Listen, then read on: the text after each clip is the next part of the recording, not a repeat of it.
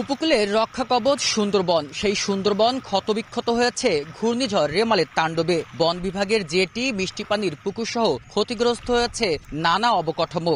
এখন পর্যন্ত বন বিভাগ উদ্ধার করেছে অর্ধশত বন্যপ্রাণীর মৃতদেহ। এই মৃতদেহগুলো ছড়িয়ে ছিটিয়ে ছিল বনের বিভিন্ন স্থানে।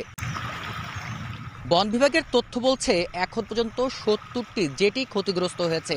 ৮০-র অধিক মিষ্টি পানির যে আধার পুকুর সেগুলো কিন্তু ক্ষতিগ্রস্ত হয়েছে এবং এখন পর্যন্ত প্রায় ৩৯টি হরিণের মৃতদেহ উদ্ধার করা হয়েছে। তাছাড়া উদ্ধার করা হয়েছে ১৭টি জীবিত হরিণ, যেগুলোকে প্রাথমিক চিকিৎসা দিয়ে বিভিন্ন স্থানে কিন্তু ছেড়ে দেওয়া হয়েছে। সুন্দরবনের গহীনে বিভিন্ন বড় বড় যে গাছগুলো রয়েছে সেগুলো কিন্তু একেবারে ভেঙে হেলে পড়েছে।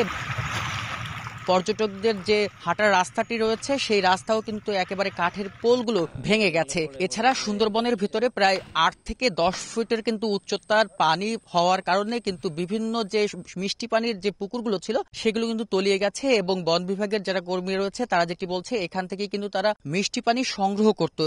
নগদে ৫০০ টাকা বা তার বেশি পেমেন্টে পেতে পারেন ঢাকায় জমিসহ ২০ কোটি টাকার পুরস্কার। বলা হচ্ছে ২৬৩৫ ফুট পশ্চিম বিভাগের যে সড়ক সেটি কিন্তু ক্ষতিগ্রস্ত হয়েছে। এছাড়া ২৫টি যে টহল ফাঁড়ির রুম রয়েছে সেগুলো ক্ষতিগ্রস্ত হয়েছে এবং ওয়াচ টাওয়ার, ওয়্যারলেস নেটওয়ার্ক সেগুলো কিন্তু একেবারে ক্ষতিগ্রস্ত হয়েছে। এছাড়া বিভিন্ন বড় বড় যে গাছগুলো রয়েছে সেগুলো ক্ষতিগ্রস্ত হয়েছে। তারা যেটি বলছেন বাংলাদেশ অংশের ৬০১৭ বর্গ কিলোমিটার এই সুন্দরবন সম্পূর্ণটা কিন্তু এই মুহূর্তে কি পরিমাণ ক্ষতিগ্রস্ত হয়েছে সেটি কিন্তু বিভিন্ন টহল টিম সুন্দরবনের এই মাথা থেকে অন্য মাথা অপর প্রান্ত পর্যন্ত একেবারেই তারা বিভিন্ন দলে ভাগ হয়ে তারা কিন্তু তল্লাশি চালাচ্ছেন। কোন স্থানে কি পরিমাণ যে বন্যপ্রাণী মারা গেছেন তারা কিন্তু এই উদ্ধার কার্যক্রম চালিয়ে যাচ্ছেন। তাছাড়া তারা যেটি বলছেন খুব দ্রুতই কিন্তু এই কি পরিমাণ ক্ষয়ক্ষতি হয়েছে সেটি কিন্তু তারা জানাতে পারবেন।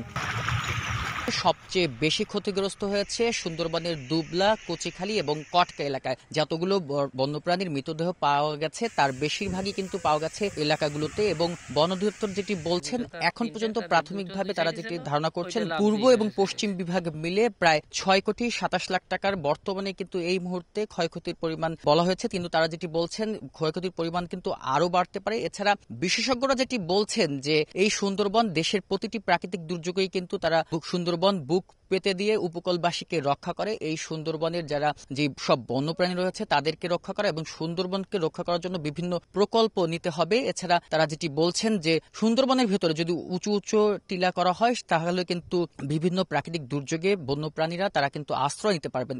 সুন্দরবন রক্ষার্থে সকল ধরনের পদক্ষেপ নেওয়ার পরামর্শ দিয়েছেন বিশেষজ্ঞরা। সুন্দরবনের করমজল থেকে বেলাল হোসেন সজল, সময় সংবাদ।